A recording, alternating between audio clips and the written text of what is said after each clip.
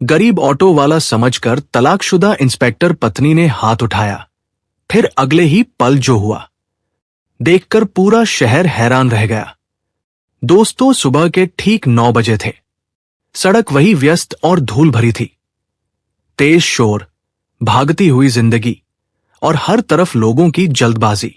लेकिन उस सड़क पर खड़ा एक आदमी आज किसी पूरी तरह अलग दुनिया में खोया हुआ लग रहा था।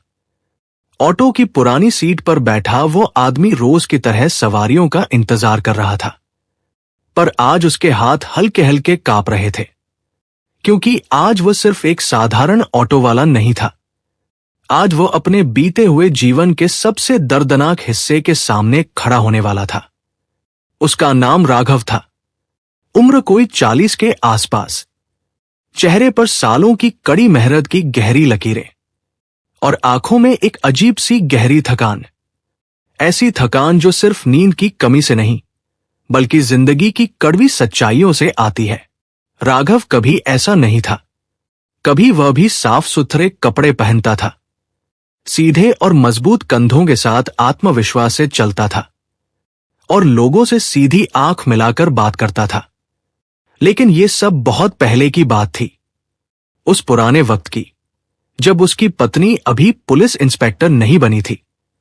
राघव ने सामने की सड़क पर नजर डाली। सड़क के उस पार एक पुलिस की सफेद जीप रुकी हुई थी। सायरन बंद था, लेकिन वर्दी की चमक दूर से ही साफ दिख रही थी। वही वर्दी जिसने उसकी पूरी जिंदगी को 2 अलग अलग हिस्सों में बांट दिया था। जीप से एक महिला उतरी।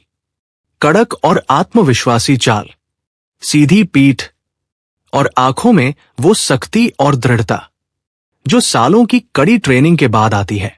इंस्पेक्टर अनन्या। शहर में उसका अच्छा खासा नाम था।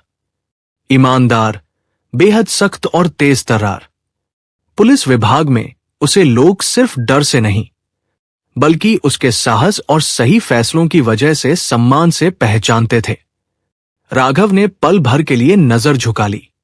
वो बिल्कुल नहीं चाहता था कि उसकी नजर उससे मिले, क्योंकि नजर मिलते ही 20 साल पीछे चला जाना पड़ता। अनन्या ने सड़क का पूरा जायजा लिया। आज यहां ट्रैफिक जाम की स्थिति थी। किसी ने नियम तोड़ा था। उसकी नजर सीधे राघव के ऑटो पर गई, जो थोड़ा आगे गलत जगह पर खड़ा था। ये ऑटो यहां क्यों खड़ा है? उसकी आवाज में सवाल नहीं, बल्कि सख्त आदेश था। राघव ने कुछ नहीं कहा। वो धीरे से ऑटो स्टार्ट करने की कोशिश करने लगा, लेकिन देर हो चुकी थी। रुको, अनन्या ने तेज आवाज लगाई। आसपास के लोग रुक गए। सड़क जैसे ठहर गई। राघव ने ऑटो बंद किया और नीचे उतर आया। उसने सिर थोड़ा झुका रखा था, जैसे किसी अनजाने अपराध का बोझ हो। कागज दिखाओ, अनन्या ने बिना देखे कहा। राघव ने जेब में हाथ डाला। लाइसेंस निकालते वक्त उसकी उंगलियां कांप रही थी। लाइसेंस आगे बढ़ाया गया। अनन्या ने उसे देखा और अचानक उसकी भौहें तन गई। लाइसेंस पुराना था। नाम पढ़ते ही उसके चेहरे पर हल्की सी चिढ़ उभरी। इतनी गंदी हालत में ऑटो चलाते हो? उसकी आवाज तेज हो गई। लोग देखने लगे। राघव ने पहली बार सिर उठाया, बस एक पल के लिए। उस पल में अनन्या की आंखें उससे टकराई। 1 सेकंड, 2 सेकंड, और फिर अनन्या ने नजर हटा ली। उसने पहचान नहीं की, या शायद करना नहीं चाहिए। तुम लोगों की वजह से ही शहर का हाल खराब है, वह बोलती जा रही थी।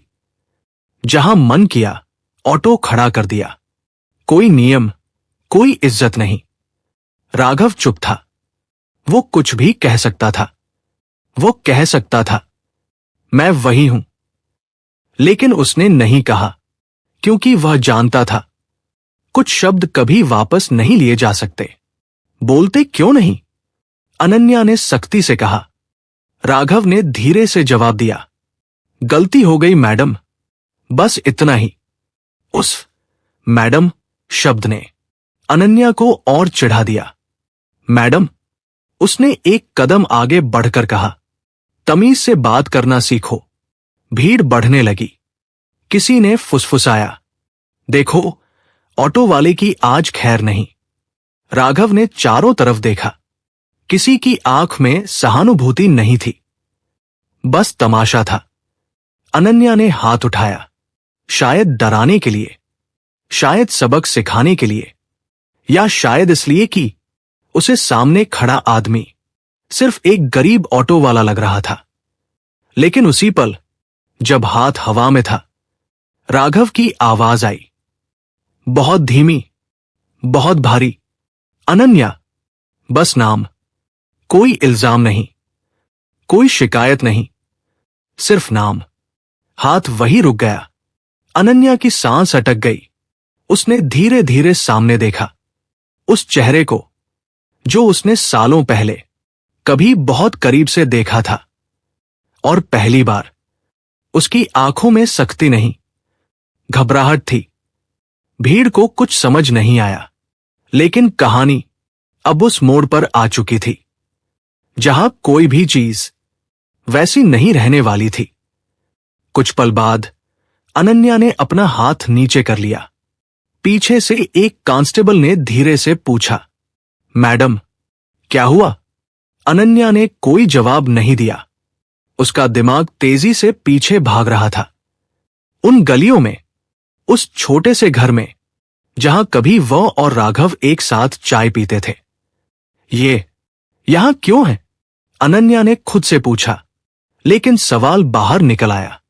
राघव ने बहुत धीरे से कहा, काम करता हूं।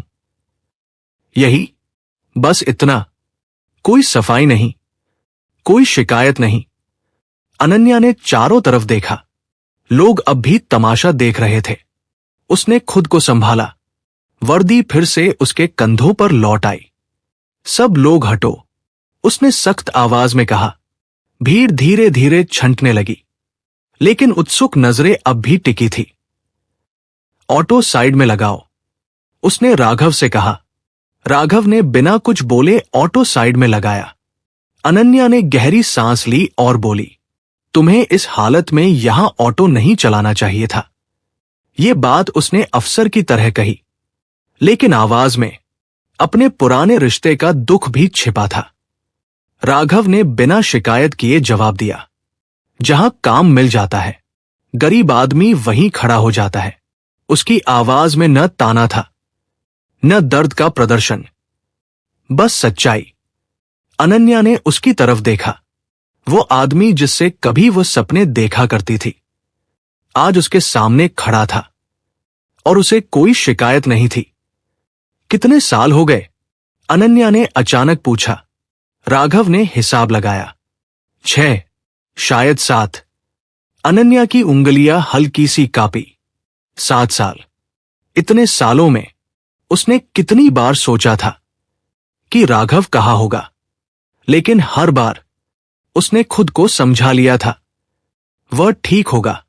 आज पहली बार उस ठीक का सच सामने था। तुमने बताया क्यों नहीं? अनन्या ने पूछा। क्या बताता? राघव ने बिना देखे कहा, तुम्हारी नौकरी, तुम्हारी इज्जत, सब कुछ नया शुरू हुआ था। और तुम? अनन्या की आवाज भारी हो गई। मैं पुराना ही रह गया। राघव ने कहा। यह वाक्य किसी तीर की तरह लगा। अनन्या ने आंखें बंद कर ली। उसे याद आया वह दिन जब तलाक के कागजों पर राघव ने बिना बहस साइन कर दिए थे। उसने पूछा था, तुम कुछ कहोगे नहीं? और राघव ने कहा था, अगर तुम खुश रह सको तो मेरे शब्द बेकार हैं। आज वही आदमी उसके सामने खड़ा था। तुम्हें मुझसे नफरत नहीं है? अनन्या ने धीरे से पूछा। राघव ने पहली बार उसकी तरफ देखा। सीधे, नफरत में ताकत लगती है, उसने कहा। मेरे पास उतनी ताकत कभी थी ही नहीं। अनन्या का गला भर आया। पीछे खड़ा कांस्टेबल ये सब सुन रहा था, लेकिन कुछ समझ नहीं पा रहा था। मैडम, चालान? उसने हिचकिचाते हुए पूछा। अनन्या ने पलट कर देखा। एक पल के लिए उसके भीतर अफसर और पत्नी आमने सामने खड़े थे। नहीं, उसने सख्ती से कहा, कोई चालान नहीं। कांस्टेबल चौंक गया। लेकिन नियम, मैंने कहा नहीं। अनन्या की आवाज में आदेश था। कांस्टेबल चुप हो गया। अनन्या ने राघव की तरफ देखा। तुम जा सकते हो। राघव ने सिर हिलाया। ऑटो स्टार्ट किया, लेकिन जाने से पहले वो रुका। एक बात कहनी थी, उसने कहा। अनन्या ने उसकी तरफ देखा। जो भी आज हुआ, राघव ने कहा, वो मेरी वजह से नहीं होना चाहिए था। तुम अपना काम सही कर रही थी। अनन्या की आंखों से एक आंसू निकल पड़ा। वो अफसर थी, लेकिन इंसान भी थी। और राघव ने बात पूरी की। हाथ उठाने की जरूरत नहीं थी। बस इतना कहकर वो ऑटो लेकर चला गया। अनन्या वहीं खड़ी रही। सड़क फिर से चलने लगी। शोर लौट आया, लेकिन उसके भीतर सब कुछ शांत था। एक ऐसा सन्नाटा जो तूफान से पहले आता है। कांस्टेबल ने धीरे से पूछा, मैडम, वो कौन था? अनन्या ने जवाब नहीं दिया। उसने दूर जाते ऑटो को देखा और पहली बार उसे एहसास हुआ, आज कहानी यहां खत्म नहीं हुई। आज सिर्फ दरवाजा खुला था। कुछ देर बाद कांस्टेबल ने 2 बार आवाज दी। तभी वजह से वर्तमान में लौटी और गहरी सांस लेकर बोली, गाड़ी आगे बढ़ाओ। उसने छोटा सा आदेश दिया और खुद जीप में बैठ गई। सड़क पीछे छूटती जा रही थी, पर दिमाग आगे नहीं बढ़ पा रहा था।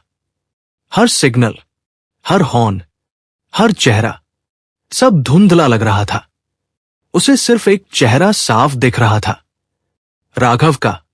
वही आदमी जो कभी सुबह सुबह उसके लिए चाय बनाता था, आज धूप में खड़ा अपनी बेइज्जती पी गया था। थाने पहुंचते पहुंचते अनन्या के भीतर भारीपन बढ़ता गया। उसने अपनी कुर्सी पर बैठते ही फाइलें नहीं उठाई, कंप्यूटर नहीं खोला, बस हाथों को जोड़कर कुछ देर चुप बैठी रही। मैडम, सब ठीक है? स्टेशन हाउस ऑफिसर ने पूछा। अनन्या ने सिर उठाया। हां, सब ठीक है, लेकिन आवाज में वो भरोसा नहीं था जो रोज होता था। पूरे दिन वो काम करती रही, पर हर आदेश के बीच राघव की आवाज घुस जाती। हाथ उठाने की जरूरत नहीं थी। शाम को जब वर्दी उतारी तो लगा जैसे उसके साथ कोई ढाल भी उतर गई हो। घर पहुंची तो घर वैसा ही था, साफ, सलीके वाला, पर खाली। उसने बैग रखा और बिना लाइट जलाए सोफे पर बैठ गई।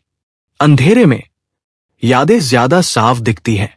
उसे याद आया वो दिन जब उसने राघव से कहा था, अगर मैं अफसर बन गई तो क्या तुम मेरे साथ चल पाओगे? और राघव ने हंसकर कहा था, तुम उड़ना, मैं नीचे से देख लूंगा। उस वक्त वो बात मजाक लगी थी। आज वो भविष्य निकली। अनन्या ने मोबाइल उठाया, कॉन्टैक्ट्स खोले। राघव का नंबर अब भी सेव था। नाम के आगे कोई इमोजी नहीं, कोई टैग नहीं, बस राघव। उंगली नंबर पर गई, फिर रुक गई। मैं क्या कहूंगी? माफी या देर से जागी इंसानियत? मोबाइल वापस रख दिया। उसी रात राघव का दिन भी आसान नहीं था। ऑटो स्टैंड पर लोग बातें कर रहे थे। आज तो पुलिस वाले ने तुझे छोड़ दिया, किसी ने कहा। राघव ने हल्की सी मुस्कान दी। हां, किसी को क्या बताता कि छोड़ने का दर्द छूटने से ज्यादा भारी होता है। वह देर रात अपनी झोपड़ी में पहुंचा। छोटी सी जगह, एक चारपाई, एक बल्ब। उसने दिन भर की कमाई जेब से निकाली। नोट गिने, कम थे, लेकिन उतने थे कि आज का खाना हो सके। वह चुपचाप बैठा रहा। अनन्या की आंखें बार बार सामने आ रही थी। उसने हाथ उठाया था, लेकिन उससे ज्यादा उसे वो पल चुभा जब उसने उसे पहचाना नहीं। मैं इतना बदल गया, ये सवाल उसे अंदर तक काट गया। अगले दिन अनन्या ने एक अजीब काम किया। वो वर्दी में नहीं थी, साधारण कपड़ों में थाने से निकली, बिना किसी को बताए उस इलाके की तरफ चली जहां ऑटो वाले रहते थे। उसे खुद भी नहीं पता था वो क्या ढूंढ रही है। शायद सिर्फ सच। एक चाय की दुकान पर उसने ऑटो स्टैंड के बारे में पूछा। राघव?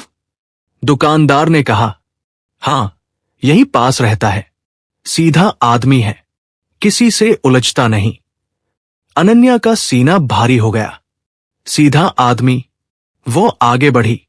झोपड़ियों की लाइन में एक झोपड़ी के बाहर ऑटो खड़ा था। वही ऑटो। अनन्या रुकी, दिल तेज धड़क रहा था। तभी उसने देखा राघव अंदर किसी बच्चे को पढ़ा रहा था। ये ऐसे लिखते हैं, वो समझा रहा था। बच्चा ध्यान से सुन रहा था। अनन्या स्तब्ध रह गई। ये वो तस्वीर नहीं थी जो उसने अपने दिमाग में बनाई थी। गरीब, टूटा हुआ, हार मान चुका आदमी। ये आदमी अब भी दे रहा था। वो पीछे हटने लगी, लेकिन तभी राघव ने उसे देख लिया। दोनों की नजरें मिली। इस बार कोई वर्दी नहीं थी, कोई ऑटो नहीं था, बस दो लोग थे जो एक दूसरे को बहुत जानते थे। तुम यहां? राघव ने पूछा। अनन्या ने सिर झुकाया। मुझे बात करनी थी। राघव कुछ देर चुप रहा। अंदर आओ, उसने कहा। झोपड़ी छोटी थी, पर जगह थी। जगह सच के लिए। अनन्या बैठी। उसने चारों तरफ देखा। यही रहते हो? उसने पूछा। हां, राघव ने कहा। यही जिंदगी है। अनन्या की आंखें भर आई। मुझे माफ कर दो, उसने पहली बार कहा। राघव ने उसकी तरफ देखा। किस बात के लिए? उसने पूछा। सबके लिए, अनन्या ने कहा। आज के लिए भी, और उन सालों के लिए भी। राघव ने सिर हिलाया। माफी से सब ठीक नहीं होता, उसने कहा। लेकिन सच से कुछ चीजें हल्की हो जाती हैं। अनन्या ने गहरी सांस ली। वह जानती थी अब कहानी सिर्फ दो लोगों की नहीं रही। अब सवाल इंसाफ का था, और वह इंसाफ अभी आना बाकी था। कुछ देर बाद अनन्या झोपड़ी से बाहर निकली तो शाम ढल चुकी थी। सड़क पर पीली लाइटें जलने लगी थी और लोगों की जिंदगी अपने अपने रास्ते पर लौट रही थी। लेकिन अनन्या की जिंदगी अब उसी रास्ते पर नहीं थी जहां से वह आई थी। राघव की कही आखिरी बात उसके कानों में गूंज रही थी। सच से कुछ चीजें हल्की हो जाती हैं। वह जानती थी ये मुलाकात सिर्फ भावनाओं की नहीं थी, ये एक इशारा था। अगले दिन थाने में अनन्या पहले से ज्यादा सख्त थी, पर यह सख्ती अब बेवजह नहीं थी। उसने ट्रैफिक से जुड़े मामलों की फाइलें मंगवाई। एक एक शिकायत, एक एक रिपोर्ट। उसे पता चल रहा था कि जिस इलाके में राघव जैसे लोग काम करते हैं, वहां नियम सिर्फ गरीबों पर लागू होते हैं। बड़े वाहन नियम तोड़ते हैं, लेकिन जुर्माना हमेशा छोटे लोगों का होता है। अनन्या ने सवाल उठाए। ये ट्रक रोज यहां खड़े रहते हैं, इन पर चालान क्यों नहीं? कोई जवाब नहीं था, बस टालने वाली बातें। शाम तक पूरा थाना जान गया कि इंस्पेक्टर अनन्या आज कुछ ज्यादा ही गहराई में जा रही है। उसी शाम राघव का दिन फिर वही था। सवारी, धूप, थकान। लेकिन आज लोगों का बर्ताव बदला हुआ था। कल पुलिस ने तुझे छोड़ा क्यों? एक ऑटो वाले ने पूछा। राघव ने कंधे उचका दिए। पता नहीं। वह नहीं चाहता था कि कोई कहानी बने, क्योंकि कहानियां अक्सर सच से ज्यादा भारी हो जाती है। अगले कुछ दिनों में शहर में अजीब बदलाव दिखने लगे। जहां पहले गरीब ऑटो वालों को रोका जाता था, वहां अब बड़े वाहनों पर भी कार्रवाई होने लगी। लोग बातें करने लगे, लगता है ऊपर से दबाव है। नहीं, कोई नया अफसर आया है। कोई नहीं जानता था कि ये बदलाव किसी आदेश से नहीं, किसी एहसास से आया है। एक दिन थाने में शिकायत आई। एक व्यापारी ने एक ऑटो वाले पर झूठा आरोप लगाया था। नाम था राघव। अनन्या ने फाइल खोली। आरोप कमजोर था, गवाह झूठे थे। पहले शायद ये मामला सीधे जुर्माने में बदल जाता, लेकिन आज नहीं। अनन्या ने व्यापारी को बुलाया, सवाल पूछे, कड़े सवाल, इतने कड़े कि व्यापारी का झूठ खुद ही गिरने लगा। आप झूठ बोल रहे हैं, अनन्या ने सीधे कहा। व्यापारी हड़बड़ा गया। मैडम, आप जा सकते हैं, अनन्या ने कहा। और अगली बार किसी गरीब को दबाने से पहले सच याद रखिएगा। उस दिन पहली बार किसी ने राघव का नाम इज्जत से लिया। राघव को थाने बुलाया गया। वो घबराया हुआ था। वह जानता था थाने बुलाया जाना अच्छी खबर नहीं होती। अनन्या सामने बैठी थी, इस बार वर्दी में, लेकिन नजर में पहले जैसी कठोरता नहीं थी। बैठो, उसने कहा। राघव बैठ गया। तुम्हारे खिलाफ शिकायत झूठी थी, अनन्या ने कहा। मैंने खारिज कर दी है। राघव ने सिर झुका दिया। धन्यवाद। अनन्या ने उसे देखा। ये धन्यवाद नहीं, उसने कहा। ये बस सही काम है। राघव ने कुछ नहीं कहा। वह जानता था कि इंसाफ जब मिलना शुरू होता है तो उसे शोर की जरूरत नहीं होती। थाने से निकलते वक्त कांस्टेबल ने उसे सम्मान से देखा। ये छोटी सी बात थी, लेकिन राघव के लिए बहुत बड़ी। उधर अनन्या पर सवाल उठने लगे। आप बहुत सॉफ्ट हो रही हैं, एक सीनियर ने कहा। अनन्या ने जवाब दिया, नहीं सर, मैं अब साफ देख पा रही हूं। उस रात अनन्या घर लौटी। उसने पहली बार अपने आईने में खुद को देखा। वर्दी उतारकर उसे एहसास हुआ वो इंस्पेक्टर बनने से पहले एक इंसान थी, और इंसान बने रहना किसी पद से बड़ा होता है। अगले हफ्ते शहर में एक घटना हुई। एक बड़े अधिकारी की गाड़ी ने एक ऑटो को टक्कर मार दी। ऑटो पलट गया। ऑटो चलाने वाला राघव नहीं था, लेकिन उसकी तरह ही एक गरीब आदमी था। पहले ऐसे मामलों में कहानी यहीं खत्म हो जाती थी, लेकिन इस बार नहीं। अनन्या मौके पर पहुंची। भीड़ थी, दबाव था। फोन आने लगे। मैडम, मामला सुलझा दीजिए। अनन्या ने फोन काट दिया। उसने गाड़ी के मालिक को हिरासत में लिया। शहर हिल गया। लोगों ने पहली बार देखा वर्दी ने सही तरफ खड़े होकर हाथ उठाया है। अखबारों में खबर छपी, नाम नहीं, लेकिन काम दिखा। शाम को राघव ने चाय की दुकान पर वो खबर पढ़ी। उसने अखबार बंद किया। उसकी आंखों में आंसू नहीं थे, बस संतोष था। वह जानता था ये लड़ाई उसकी नहीं थी, लेकिन उसकी खामोशी किसी और की आवाज बन गई थी। कर्म अब चल पड़ा था, धीरे, शांत, लेकिन सीधा। पर अभी और एक आखिरी मोड़ आना बाकी था। अगली सुबह राघव रोज की तरह सुबह ऑटो लेकर निकला। वही चाय की दुकान, वही स्टैंड, वही सवारियां। उधर अनन्या के लिए दिन आसान नहीं था। थाने में काम चलता रहा, फोन आते रहे, फाइलें खुलती रहीं, लेकिन उसके भीतर एक फैसला बार बार दस्तक दे रहा था।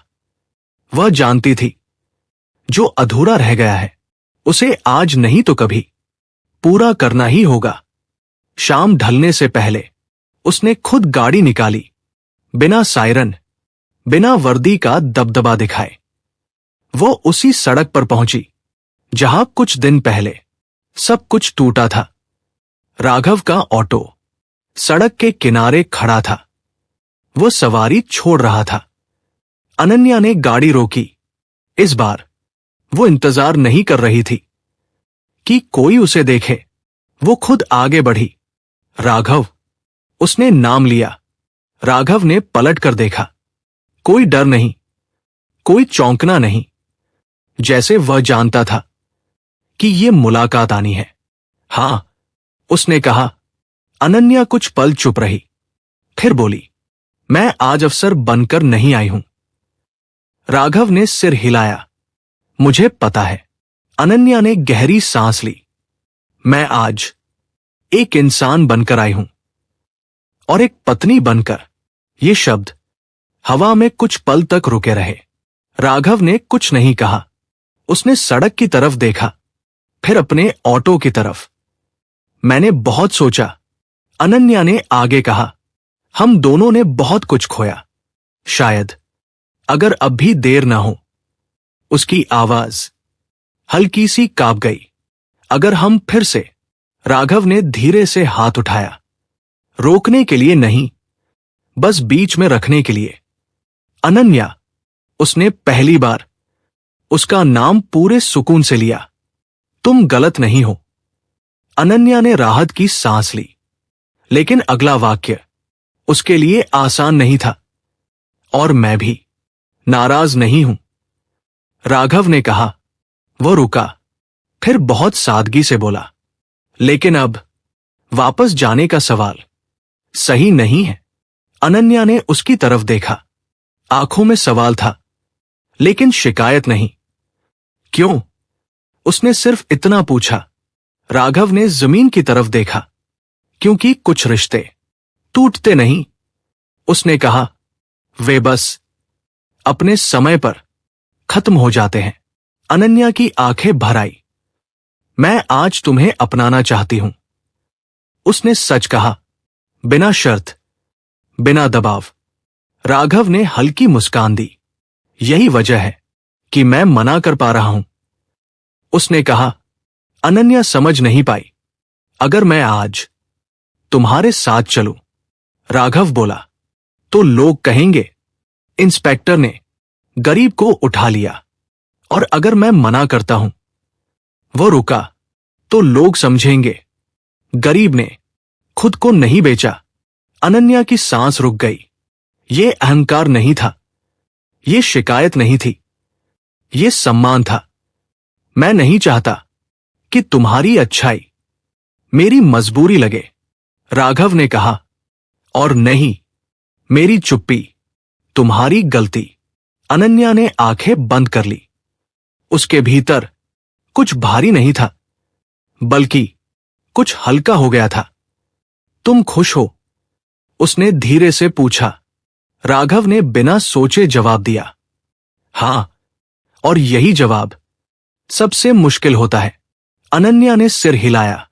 उसने कोई जिद नहीं की, कोई वादा नहीं मांगा, बस बोली, अगर कभी जरूरत पड़े। राघव ने बात पूरी कर दी, तो मैं खुद आ जाऊंगा। दोनों मुस्कुरा दिए। कोई आंसू नहीं, कोई ड्रामा नहीं, बस दो लोग जो सही जगह पर खड़े थे। अनन्या वापस मुड़ी। जाते जाते उसने आखिरी बार कहा, मुझे अच्छा लगा कि तुम वही हो जो थे। राघव ने जवाब नहीं दिया। वो ऑटो में बैठ गया। ऑटो आगे बढ़ा। इस बार कोई हाथ नहीं उठा, न अपमान के लिए, न रोकने के लिए। सड़क वही थी, लेकिन कहानी पूरी हो चुकी थी। क्योंकि इंसाफ हमेशा मिलन में नहीं होता, कभी कभी वो सही दूरी बनाए रखने में होता है। और उस दिन गरीब ऑटो वाला किसी की दया से नहीं, अपने बड़पन से जीत गया।